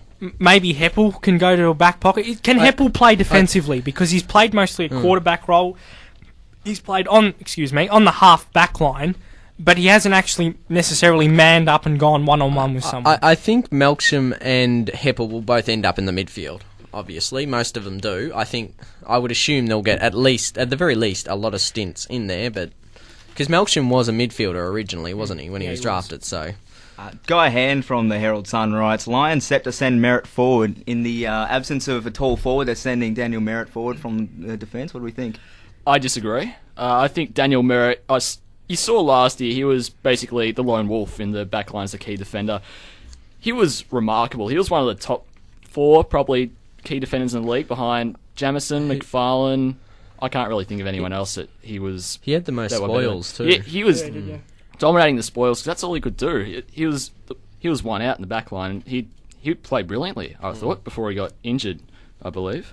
The thing is, if you move him forward, you're going to have somebody up forward and you're going to have a target, but what happens in defence? I think we'll discuss this at length later when we preview the games, but I also think that, he's lined up to match up on Clark Merritt at fullback. Oh. The thing is, if they move Goose Maguire back onto Clark, who plays on Brad Green? Is there anyone there? Do they need to? Yeah, that's funny, but I actually rate Brad Green. He had an average year last year, but he can do things. I just don't think Brisbane have the back line to contain him. I want to disagree on Brad Green just for a second. He actually, statistically, had a very good year, and I think now he's got the captaincy off his back. I think he actually will return to some of his 2010 form. Says the Melbourne supporter. I thought we'd just add that in. I have to digress. I'm a Melbourne supporter. Well, hold on. You'd think Ethan would have some sort of, not necessarily expert knowledge, but he'd know more than us, saying, because I also think at North, Harvey might... Because he went missing a few times, Harvey, last year. I think having the captaincy off your back will do wonders for your confidence in your game. I reckon Harvey's twice the player of Green. I would have Harvey a million times before Green. Green, 2 or 3 years ago, I'd reckon I'd put him on par. Green, and that's saying Green isn't a bad player. I just think that he isn't at Harvey's standard. And I don't think he's what he used to be. Well, look at his 2010 form. He kicked 55 goals playing as a half forward. He can take a big grab. He can take a huge contested grab for a player his size. Harvey is much quicker, there's no doubt. But Green, I think, as a forward, a contested mark, or as a mark in general, is a much more valuable player. Harvey more a midfielder who can burst forward and kick a goal. Green as a just stay at home forward and kick goals and damage players with his size and his marking ability. In saying that, could the leadership have affected him last year, which is why they sort of let him go? I think his role as a spiritual leader more than an official leader in 2010 was much better for him because he led by example. I think he kicked 55 goals. He was unlucky to miss out on All-Australian, I thought. I thought he was really in contention for even on the bench and then Frawley and Jamar got in instead of Green. I was just almost gobsmacked at that Jamar got in. But I think Green, when he got tied down as the captain of Melbourne when we're being put under pressure with the huge losses, Green, I think, is still a very valuable player. I mean, he's 30, 31 years old. He can still have a huge impact this year, I reckon. And, the final spread in the Age today by our mate, Rowan Connolly. Just giving you a plug. Hope you do the same to us. Good morning, Rowan. Good morning, Rowan. I know you're listening. Geelong, this year, they got moving to a new era. They got new players. A lot of people retired at the end of last year. The likes of Milburn, the likes of Ling, the likes of Ottens. They're all gone now. Who steps up? And I think this is, he's outlined a possible 2014 round 1 team. You've got Smets in the back pocket. Billy Smets has a massive year. Do you think that he can gel into the side as well as Christensen and Menzel did last year? Yeah, well, he's a very highly rated youngster, and he's definitely one that everyone keeps mentioning for Supercoach. So I think he's definitely one to watch this year. Well, he was a first-round draft pick. He was picked 15 odd last year in the trade in the compensation pick for Gary Ablett, traded with Gold Coast, I believe. He had a hip problem last year. I think he had problems with both his hips last year, so he didn't play a game at all. I reckon he probably would have played last year if that wasn't the case, and I reckon Geelong's youngsters in the past, even going back to Taylor Hunt, all the Vardy, West, all the younger players, they just seem to slot in perfectly, and I think Smets will be no different in the case. And I think this is the year for Hawkins as well. He showed very good signs in the grand final, albeit against depleted defence for Collingwood. But I think he's really going to step it up this year and really sort of pronounce his name in the game as a key forward. I think on Hawkins, there's a key thing when we preview the Geelong Fremantle match. I think he's one of the keys. But at the moment, I think we've got, during the week, at Bound for Glory, we just don't think we should focus on what's happening at the AFL level. We should also think we should focus on what's going on at the VFL, what's going on at the TAC Cup, the grassroots, where the next gen are coming from. We spoke during the week to Justin Plapp and Chris Mangoni. Mangoni, yes, we spoke to the coach and captain of the Sandringham Dragons. This is what Justin Plapp had to say. like you're the best man for the job? Do I? Yeah, I do. I wouldn't be probably sitting here if I didn't think that. So, look, there's obviously a lot of candidates and stuff that go through these roles. So, I would like to hope that by giving this job, and getting this job, it points in the direction that they think I'm the right candidate. So you can only take confidence out of that and not really focus too much on whether I am or not. So yeah, it's a good question. You get a look at all the young talent first. Brad Scott, the North Melbourne coach, came out last week and said the draft age should be raised to 19. What do you think of that? Look, I'm sort of sitting on the fence a little bit with it because I think there are a lot of kids that are purely a lot more developed and ready to play senior footy. And we see examples of it every year where kids are coming straight into AFL footy and having an impact in their first year. So, look, I reckon it's probably got a fair cause with more key position, taller type kids because it takes them a lot longer to come on. But look, if kids are ready to play AFL footy straight away, I mean, what do you hold them back and allow them to just play TAC Cup footy or VFL footy when they're ready to go? So, look, there's a cause for one way and there's a cause for another as well. But look, I think if there's kids are ready to play AFL footy, make an impact in their first year, geez, let them go. Do you think that question was based upon, boys playing against men, as in, gaining muscle and stuff, or compared to, gaining, sort of the run and the guts that they can, run all day and not necessarily have those impacts of injuries? I mean, you're interested in player development. Yeah, look, I think there's a lot of it's probably been based on player development in regards to their physicality and their conditioning and that type of thing. So, look, I reckon when you look at it from that point of view, I reckon there's a great argument for what Brad had said about kids raising it until 19. So, from a conditioning point of view, of course, they're not going to be as conditioned as what a 19 or 20-year-old that's been in the system 2 or 3 years is. So, look, when you look at it that way, he has a fair point. And how have you felt that the transition from being a player to the coach has gone? Have you felt it's been a bit easier because you did previously play AFL, or? Yeah, look, I reckon it helps. There's no doubt about it. It helps. I'm still sort of playing a little bit outside of my playing career at AFL level, but the one thing sort of coming out of it so quickly is that you still have that that natural ability to want to be involved, and I can still be involved with the players where training methods and that type of stuff where you can actually actively get involved. So I think that has a real positive to it, and just I suppose making that transition straight from playing to coaching as well, you've generally still got that real excitement level in regards to you've only been out of it for a year or two, and look, it clearly has its benefits.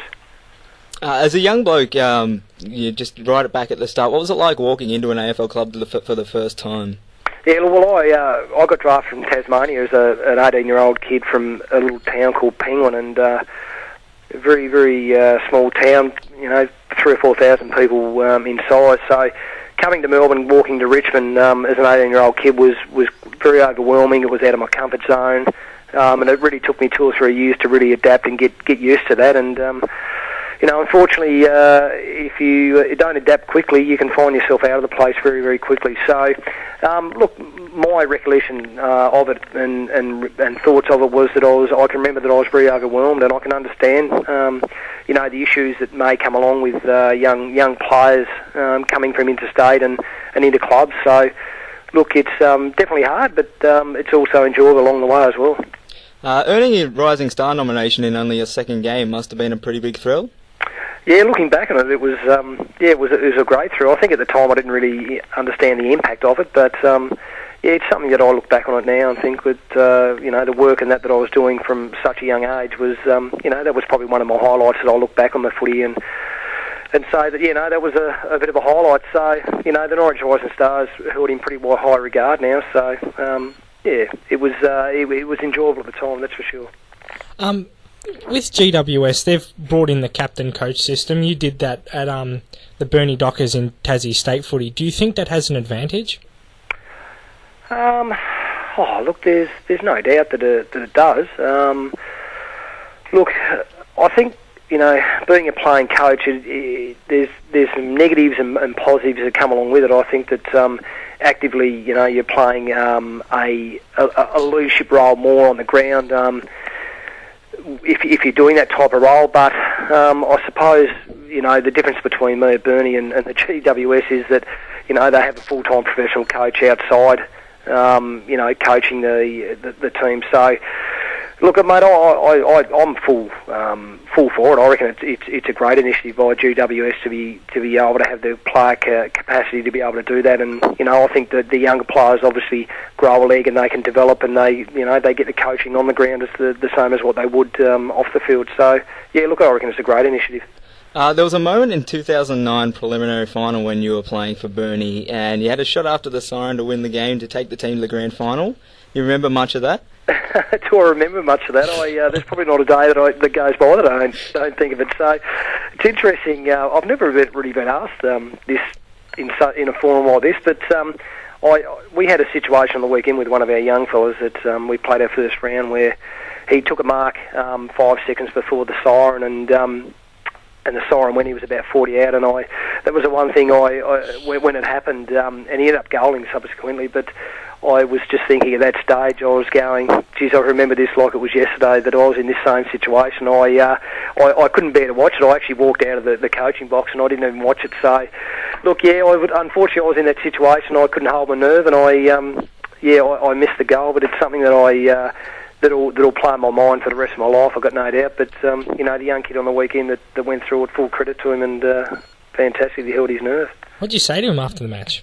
Oh, look, I actually just went through the same situation that I said that I was in, 3 years ago, and I said, mate, there's a footy god. He's either with you or he's not with you at times in your life. But I just said, look, it's a great development, learning thing for him to be able to be put in a situation to hold his nerve and ultimately, end up getting 4 points for the team. But look, for a younger kid playing his first game, it was I was really proud of him, and look, I think that it's going to head him in a really good direction now. I mean, the crop, obviously the young kids that you oversee. Who do you think is a front runner to get drafted? Oh, look, we have a range of kids. I mean, the one thing about the development and the TAC Cup program is that generally you'll have your dozen or so players that you think that are draftable types, but there's always one or two that always pop up and get drafted unexpectedly. But look, we have 3 or 4 that I put in pretty high regard, and I know that they're obviously spoken about from AFL clubs, and your Cameron Banfield, who is a bit of an inside mid, can play half back. We've got a kid by the name of Kenny Ong, who's a bit of an inside mid. We've got Ted Richards' younger brother, Xavier Richards, whose key position can play either forward or back. And then, there's, several other young kids, but they're probably the 2 or 3 for me that, you sort of look at them and you go, well, you can't imagine them being out of place on an AFL list so early. But look, I've got no doubt that every TAC Cup's got them 3 or 4 that most coaches would be thinking that, but there's another 3 or 4 along the line. If they keep developing the way they're going, they're going to have a huge opportunity at the end of the year. And just to wrap us up, mate, having been a player, captain, senior coach and development coach, is there a role that you've particularly enjoyed the most?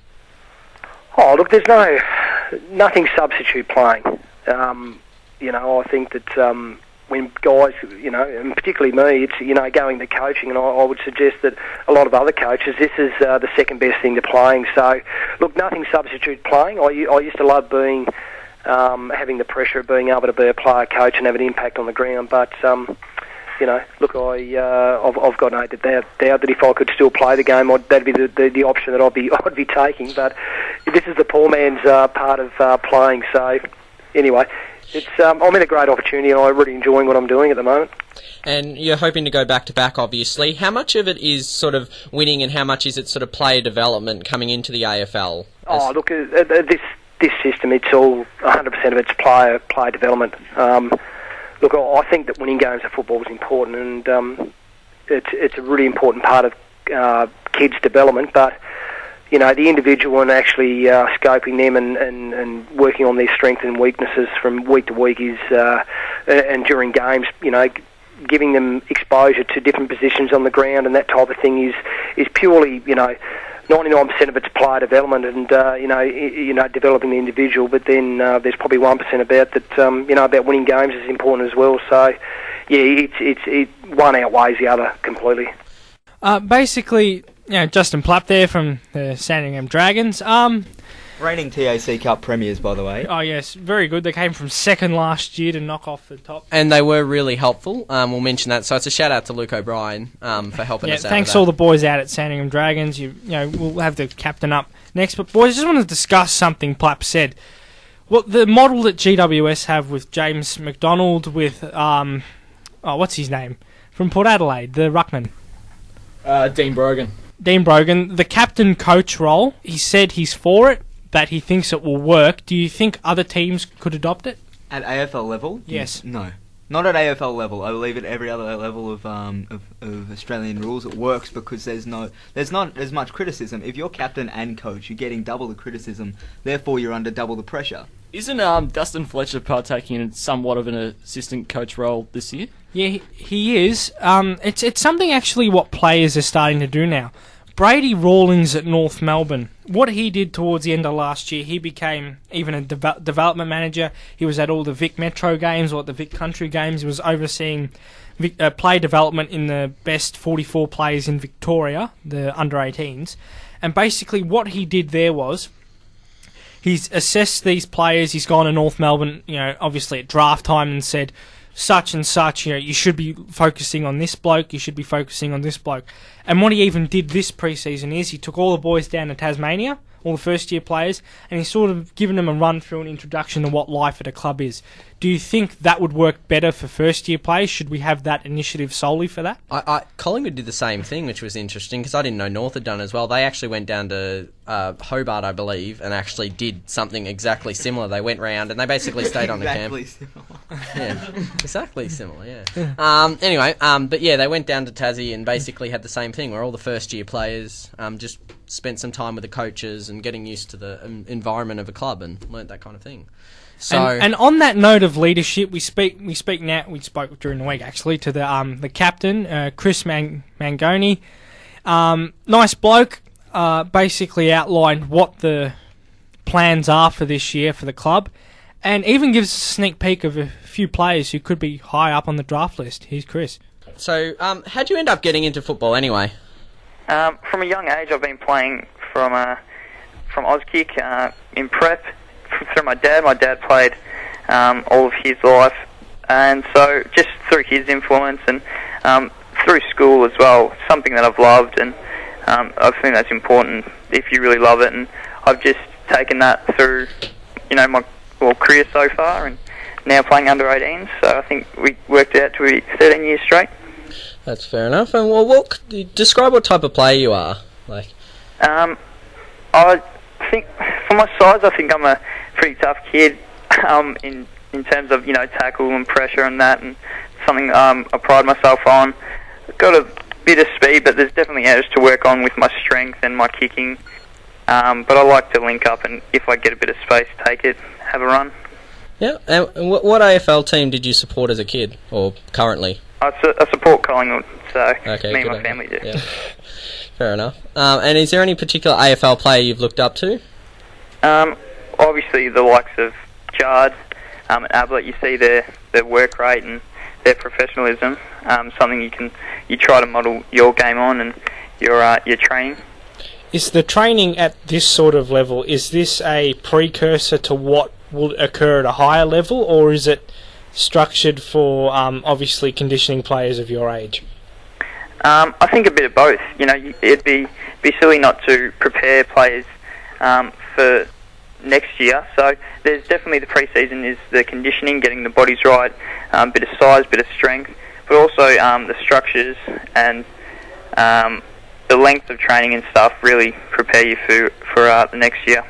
And have any AFL clubs sort of spoken to you over the last 12 months at all? Not as of yet. No, haven't had any. So I'm just hoping, as the old cliche goes, take it a week at a time, play some good footy, and hopefully get my name out there.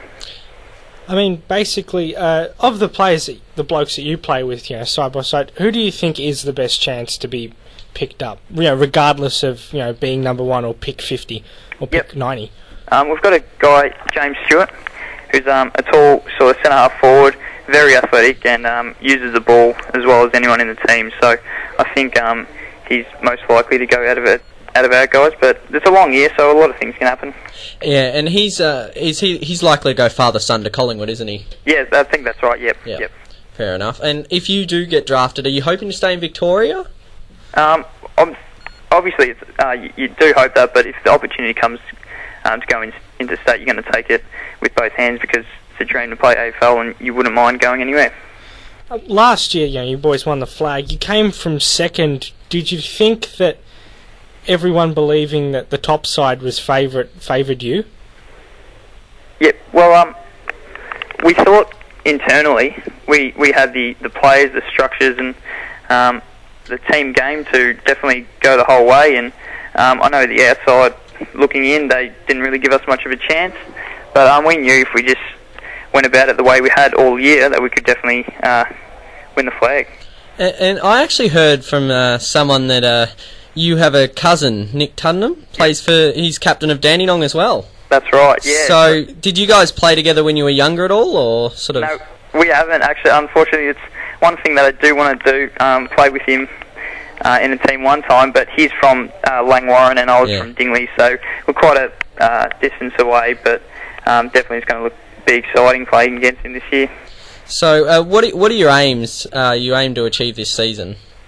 My aim, just in terms of leadership, I think it's pretty important as a captain to set an example for the boys and not get focused on the end result in terms of getting drafted, because if you do all the right things and the team structures are in place, it's going to take care of itself, for the individuals. I think that's the most important thing. Fair enough. And you must love playing against the Western Jets, because we saw you had a 2-goal sort of best on ground performance last season, and then another one last week where you were quite strong in that game. So, is it something you sort of focus on, or not really? Because last year I played up forward. That was my first game. I kicked a few. I was lucky to kick a few, and this time I was actually down back for the whole game. So a bit of a change of role. Fair enough. And do you sort of see any difference with the coaching that's like with Justin coming in? Have you noticed over the pre-season anything changing? Yeah, definitely. I've noticed some changes, but we've obviously held on to some assistant coaches and that. So a lot of the structures are the same. I think with Plappy coming into it, he encourages more of not a risk-taking, but taking the game on and showing a bit of flair and stuff, which is so far been really good for the boys. And obviously you're going to hope to go back-to-back this year. Do you think you've got a stronger side than last year, or about the same? Or I think the team this year is a lot different. We don't have as many tools as last year, but we've got a really good, strong top-age group who played a lot of games last year, and we're going to have to change our strengths are different this year, and we're just going to have to use our strengths to hopefully go all the way. And that was Chris Mangoni, captain of Sandringham Dragons, and his thoughts on how they were going to hopefully go back-to-back with a smaller I think outfit. he's pretty confident, and I think he should be. They've got a good list. He's confident in the role he's taking, less of a half-back flanker, more of a winger. Good on him. And on that note, in a word of opposite leadership... Yes, very, very opposite leadership. We have the Ben Cousins scandal, which broke a couple of days ago. Basically, here are the facts, thanks to news.com. Basically, he was allegedly going to sell drugs. He was found with 4.56 grams of methamphetamine, which is ice, hidden in his rectum. So... well, if you're going to stick it anyway. Yeah. Where else are you going to put it? He was...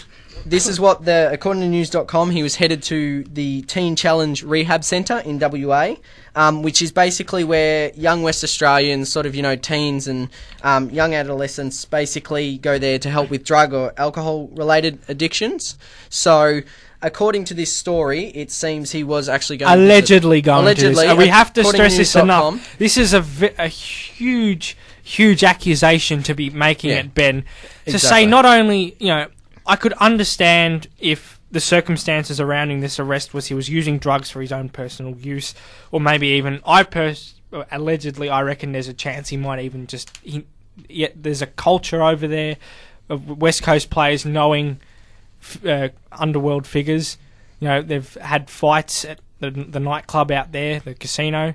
You know, it happens here in Melbourne as well. I just think that I don't think that that's the case. That's what allegedly has been said in the article. So, yeah, allegedly he was heading to this rehab centre with the drugs. So, I mean, you can't really imply anything, but that's what it seems to be. The maximum penalty for this is 25 years jail and $100,000. So, I think, personally, it's been way over-publicised by the media. I mean, Ben Cousins, if he was currently playing AFL, yeah, sure, it's definitely a huge story, but now he doesn't play AFL. I don't think he deserves publicity. He deserves a bit of privacy, personally. The way he went off at that Channel 7 journalist, I think, just basically revealed all his emotions with that, over-publicised by the media. I mean, the Channel 7 journo trying to report, getting questions out of him, getting in his face. He went off his nut. He went yelling at her. That was actually, I reckon that was a more concerning issue. I think two things out of that. I think the journalist there, and you know, I'm sick of beating the media over the head with a stick. I'm just going to say she wanted to get the story. I can understand that, but she had to be careful with her questions. She had to be careful with how she approached him. And on Ben's part, that's just a massive no. You just don't explode in front of journalists when they're asking a question. You need doesn't look good. Respectfully decline any questions and briskly walk away. What he did was wrong. And in saying that, though, on the opposite side, to be devil's advocate, he used the media when he was coming back to like have the documentary and all that kind of. He made as much as he could to help come back to say how he was, you know, over his addiction and everything like that. So he actually sort of used it, and now he isn't exactly taking it when they're on the flip side. So, and you know, the saga's just been dragged out for so long. I think soon it needs to be put to bed. I think he won't get over this as long as we don't. And I think on that note, I think we're just going to have some messages from our sponsors. Yes, y'all. Feel the beat, y'all.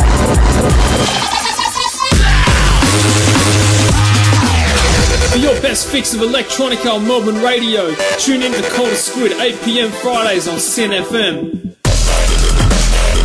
With Tomo and Rob holding it down on the desk, we bring you the fresh all night. We got everything from dubstep to minimal techno, so tune in and get your subs ready.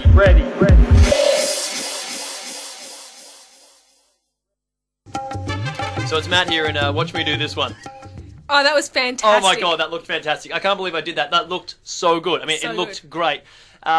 Problem is, though, Sam, I realised with radio, you can't really see what we're doing. But if you would like to see what we're doing, tune in to Get Serial on Channel 31, 7:30 to 8:30 weekdays. Get Serial TV with Men Sam. And if you've got digital TV, you can do Channel 40. Who's that coming in? Guys, what are you doing in here?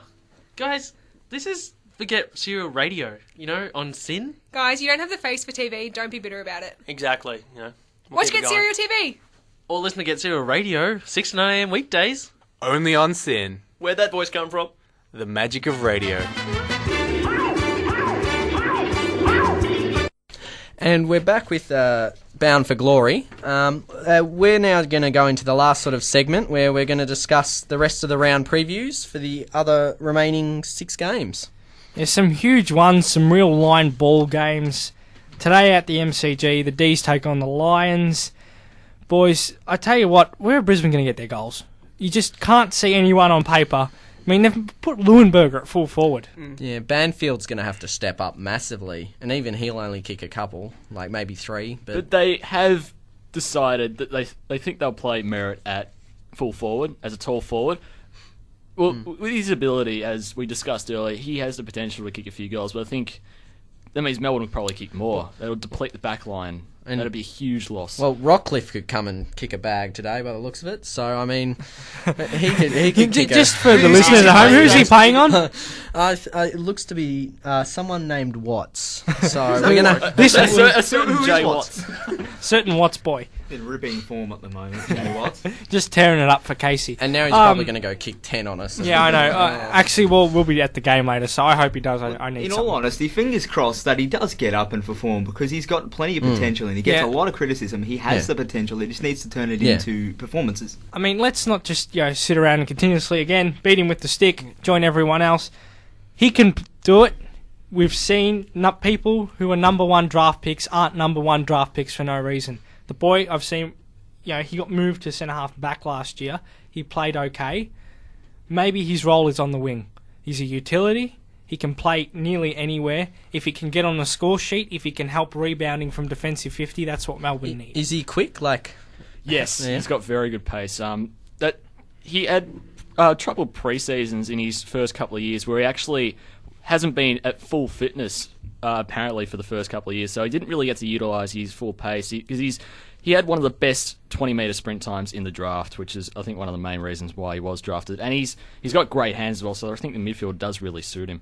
I do like that they've chucked Watts on the wing, where it's a position where he can get the ball, he can get himself a bit of confidence, build up his performances, and then get him back in the forward line after he knows that he can play. And I know it's a bit apples to oranges, but I mean, utilising his height a bit Pendlebury-esque. Yeah, he does have the height advantage over other midfielders, so he can take that mark through the midfield. I think he's got that balance, that speed, to be able to be a good midfield weapon. If he does hit form, I mean, he hasn't been the best form this pre-season, but I think he has got the capability to do so. So he just compared Watts to Pendlebury. That's a great. There's some new boys out there for the D's today. James Magner. We've got also Tynan as well. They're both midfieldish types. Ethan, you'd know more about it. Josh Tynan is a half-back. He was our pick 52 in the draft.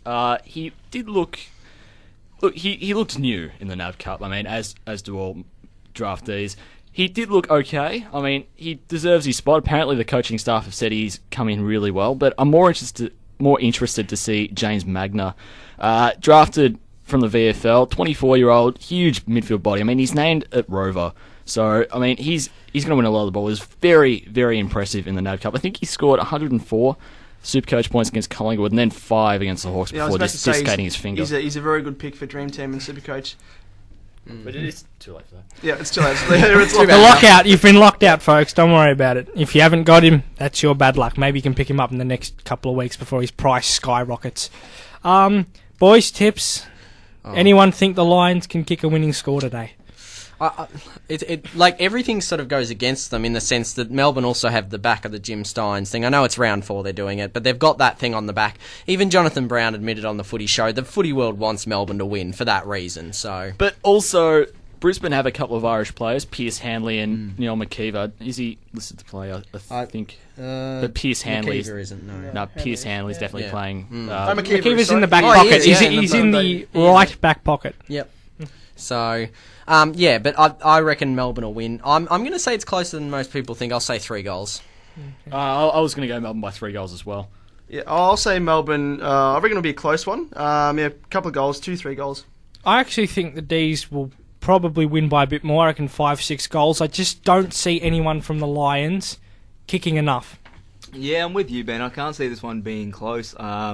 They just lack firepower all over the ground. Brisbane, I think Melbourne are going to run all over them. 6 goals plus. One thing that is an interesting note to make: last season we saw a lot of competitive efforts from Brisbane. Even when they've been bad, they've been really competitive. Where Melbourne did have a few blowouts. So could it be a mental side if, say, Brisbane did get a few goals up? What's happening that mental? But the thing is, Brisbane, they're also rotating a lot of new players. It's hard to continue that competitive edge and just being that team that's hard to shake if you've got a lot of players that are, essentially new to the game. Another game, also this afternoon, we've got the Suns taking on the Crows up there at, was it Metricon? I don't know what it's called. Yeah, Metricon Stadium. It's 4:45 this afternoon. Anyone think the Suns can pull off the unlikely? Well, they haven't won at Metricon yet. Surprisingly, the 3 games last year were all won interstate. So that's a no. So I'm gonna go no. But Ablett, if he has a ripper game, which history against Adelaide suggests he will, he had 46 touches against them in 2010, I think. He just always plays a ripper against Adelaide. But likewise for Scott Thompson, he got 51 disposals against Gold Coast last year. But we'll see how they go. I think Adelaide will win, personally, fairly comfortably. I think 6 goals, 7 goals. Because the problem is that Gold Coast have a really good midfield, but the backs and forwards, apart from 1 or 2 players, look a bit shaky, and that's understandable with being a new team. But I think you guys need to just, with the Gold Coast's defence, I really like the look of Seb Tate. I really like the look of May. I really like the look of Harbrow there in the back pocket. Josh Caddy is going to be a big improver this season. And again, today, it's just not enough. I mean, look at that full forward line for Adelaide. Paul Pleasure, Tippett and Walker. They're going to walk all over them. Paul Pleasure's a real X factor. Personally, I reckon the Crows by about 10 goals. Yeah, look, it's a no-brainer for this one. It's got to be Adelaide. They're just too strong all over the field. There's no way Gold Coast will be able to be competitive for long enough. So, yeah, about 10 goals. I reckon we could see a bigger margin, up to 80, I reckon, depending. I just don't... I think Adelaide will pick the margin, pretty much. Just quickly, boys, during the week, McKenna was told, apparently and allegedly by the Gold Coast board, he needs 6 wins or he's gone. Is that going to happen? No, I don't Maybe. think so. They'll be pushing it. Yeah, it's gonna be very close. It's doable, but unlikely. Yeah. Tonight at Patterson Stadium, the Dockers take on the Cats. Titled defence. I reckon the Dockers are a good chance tonight. Yeah. I think everyone's tipping the Dockers, but I don't know. You can't write off Geelong. Then again, I mean they are the premiership winners of last year. So until I see Geelong coming out and losing against reasonable teams, but everyone's expecting Fremantle to come out and improve. I think that's where the big idea of that is. I think the thing with Fremantle is, and just a quick plug, my big footy news preview for this match, get around that. But no, as I said in that, Fremantle need to out Geelong. They need to run the ball through the middle, they need to use it cleanly at every opportunity, and they need to kick to their forwards in space. McFarlane is under an injury cloud. He's been iffy in the pre-season. This is a massive chance for Hawkins. If Hawkins can get his confidence up early, he can really establish himself as a player. But the thing is, you just have to look at Geelong's midfield. Fremantle don't have Mundy. Fremantle don't have Barlow. They don't. It's essentially... they do. Barlow's playing. He's on the wing. Barlow's playing. Yes, I thought he was ruled out. No, well, he's on the wing. wing. He's back from a knee injury. So. Yeah. But despite that, Hawkins and Pods Yardley should have good games because there's McFarlane is under an injury cloud, as you said. Zach Dawson named at full back. Not so sure about that. Ross Lyons, love child. He hasn't learned. No Alex Silvani. So Hawkins has a big opportunity tonight, and I reckon Geelong by a couple of goals. Because to me, Dawson has almost a big man syndrome, where they try and bully you, and then he's kind of like, oh, better not pick on this guy. I think we discussed this last week. Dawkins worked because St Kilda's Dawkins. Dawson. Oh. I said Dawson. Everyone's just like, if Dawson and Hawkins have a child, Dawkins. Anyway, red-faced. Anyway, no, I seriously think that if he's isolated and if the Dockers haven't learned Ross Lyons' zone defence in which the midfield pushes back, he's going to be isolated, and I think on that alone, Geelong will win by about 15. And I'll tell you, 2 players I love is Fife and Hill for St Kilda. X Factor. Yeah, Freo. They're unbelievable. We've got the old guy making his debut tonight as well, Stephenson, the 29-year-old guy. Yep. Unlucky to be against Sandilands in the first one. It's funny, he actually is a teenage child, Oren Stephenson. Well, he is from Ballarat, so... What's that imply? well, okay, moving on then. North Essendon tonight, I reckon that's going to be an absolute ripper of a game. Yeah. What do you think, Peter? I'm going to go with North. In a close one, a very close one. It'll be, I reckon, under 10 points because do they usually have close ones? I think they. Yeah, well, we have a lot of close games. Last time they won by 21 points. And it'll be interesting to see who wins the battle of the midfield because apart from Watson, they're all pretty young midfielders for both sides. Because I assume Harvey will play up forward, so. Most of them, it's a really young midfield, both of them. I just want to say, just looking at these emergencies, don't be surprised if there is a late change. Okay. Delaney to go back, to be put on the side and maybe take Hurley. It could happen. Even I think Hurd and Scott are playing mind games with each other because I don't know why he'd leave out Jake Carlisle unless it's to counter the speed game that North Melbourne are playing. He can really, really exploit North's mid-sized defence. It's a toss of the coin.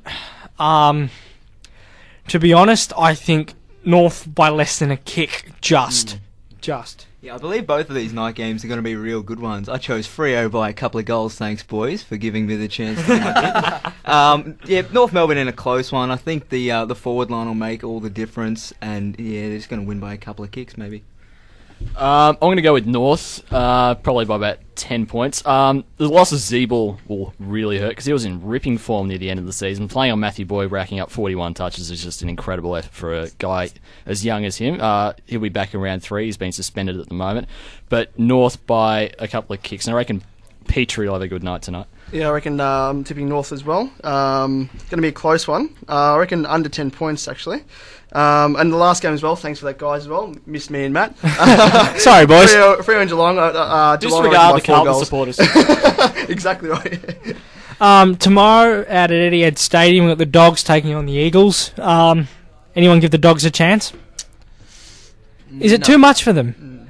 No, 'cause lack of a power forward. They haven't got a key target to go to. They can't kick a score, reasonable score to win, I don't think. Unless Tory Dixon is the bloke he's been hyped up to be. I can't, again, a bit like Brisbane, they're going to have to spread their goals. They can't go to the one target and use that as a decoy for everyone else. And, with the Eagles' backline, Waters, Glass, Schofield, Selwood, McKenzie, Hearn, that's going to be a tough ask. And I think Bulldogs are similar to Gold Coast in the sense that their midfield runs deep, but their defence and forward have a couple of good players, and then a couple that are over the hill in a way. I'm really interested to see how Gilby goes if he's playing. I really should check that first. Gilby's not playing. Well, that's very interesting. They're not in good form here, but like people like Hargrave and no things Griffin like that. either. No Griffin either. Well, there you go. I'm interested to see how Lake will bounce back and that defence, Hargrave as well. And then see how Markovic will go up in defence against one of the stronger players. I reckon the Bulldogs will play a really deep forward line, and it's not going to help them at all. West Coast rebound is going to be absolutely damaging. Running from half back through the midfield, going forward, they're sublime with their disposals. West Coast in a canter. The last game for the round, Power taking on the Saints. People are actually rating Port Adelaide. Yeah. I don't know where this is coming from. Has something happened over the pre-season that no one's told me about? It's kind of funny because Port and Richmond both had good pre-seasons. Everyone goes, yeah, it's just Richmond, don't worry about it. Port were a lot worse than Richmond last and then year. everyone jumps on Port's bandwagon. Port Adelaide are going to win this week. Something like 15 out of 22 people in the Herald Sun picked them. And people are using the excuse that St Kilda are average at Amy Stadium. They won by 10 goals last time. That was towards the end of the season. I can't see how they got any worse. Inclusion of Lenny Hayes for St Kilda as well is massive. But I think the key almost lies in the ruck battle. There's no Brogan, there's no Lobie for Port Adelaide. McAvoy will have a field day. He'll give first opportunity to St Kilda's midfields, and I reckon they'll win just off that. Yeah, looking at St Kilda's midfield, it's a lot better than Port's. I think anything of St Kilda's is a lot better than Port's, to be honest. Yeah. And they got the debutant Wingard. Yeah. Debuts of Wingard. Eddie boys reckon he'll go. Yeah, looking at those teams, I'm tempted to go with St Kilda. I've already picked Port, and I never change them a tip because then they never win. So, but yeah, it's going to be a very interesting game now. I look at the teams. Well, Sam Gilbert at full back. Obviously no Zach Dawson this year. Is that something that super coaches and dream team things should have a look at, because he's going to be playing one-on-one key defender role? Yeah. He's not going to be playing like the free man that he used to. I think he's going to be playing the lockdown defender nowadays. Do people actually have Gilbert though? No, I haven't picked Gilbert. I've gone with Goddard. In the past you would, but now you wouldn't. No. Yeah, definitely not with Dawson over there. Tips, boys? I reckon St Kilda in. I'm actually buying into the hype of Port. I don't know why. Just some sort of reason. I'm not too sure why. But I reckon St Kilda in a close one. I reckon by about 15 points. I reckon St Kilda by about 30. I reckon Jay Schultz will have a really good day playing on Sam Gilbert. I don't reckon they've got the firepower on the back line to match his contested marking ability. But I reckon St Kilda by 5 goals. About that? What do you think, Matt? Firstly, massive credit to the Port Adelaide membership team. They've been really up and about this pre-season, calling a bunch of people, getting their numbers are significantly up from recent years, which is magnificent. With that said, St Kilda quite comfortably. Nick Riewoldt has been in magnificent form this pre-season. I wouldn't be surprised if he kicks a bag. And I guess that's it for the show, boys. And we probably should say it was a new panel this week as well. Ben. I'm Ben Kazupi. Yes, Robbo. This is me. I'm talking. You know where to find me. I'm Ethan. What's your last name, Ethan? Ethan Meldrum. We should have introduced that at the start of the show. Yeah. We kind of forgot. Just wanted to get. If you're still listening, I'm Matt Marsden. First go on the radio. Be easy. Yeah, well, I'm Damon Jackman. This is my first real go on the show, so thanks for having me, boys. And I'm Peter Williams, so it's been another good show, and we'll look forward to it next week then. Yeah. So we'll go out with our favourite song everyone loves. Air guitar, get it going, boys.